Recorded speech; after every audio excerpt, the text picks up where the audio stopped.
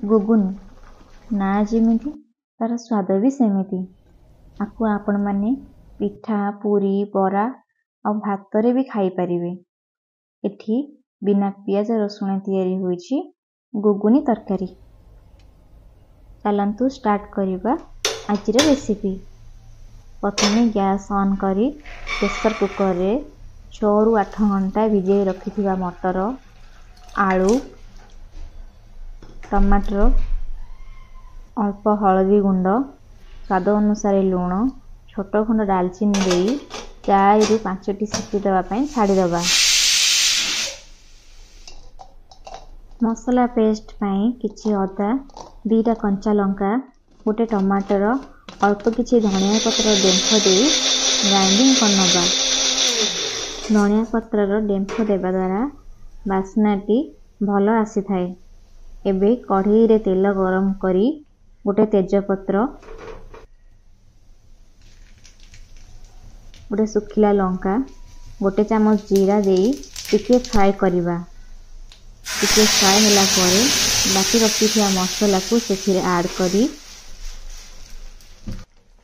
हलदी गुंड, जीरा गुंड, धनिया गुंड, स्वाद अनुसार लुण, काश्मीर लंका गुंड देई मसलाटी को किछ समय पई कसी दबा। जदि आपनको मो वीडियोटी भल लागि थाए प्लीज लाइक शेयर सब्सक्राइब करिया पई भूलिबे नाही।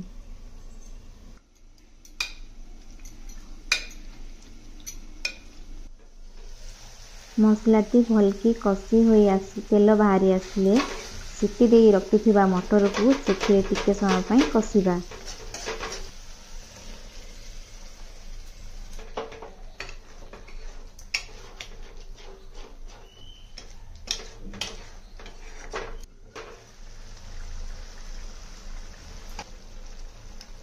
सिझेई रखिथिबा आलू और मटर पानी को देई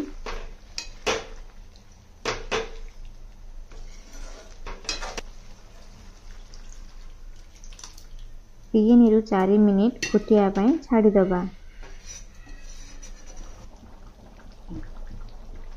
शेषरे घर तैयारी गरम मसला और कटा धनिया पत्र देई घोड़ेई दबा। एबे प्रस्तुत हो गला बिना प्याज रसुण तैयारी गुगुनी तरकारी।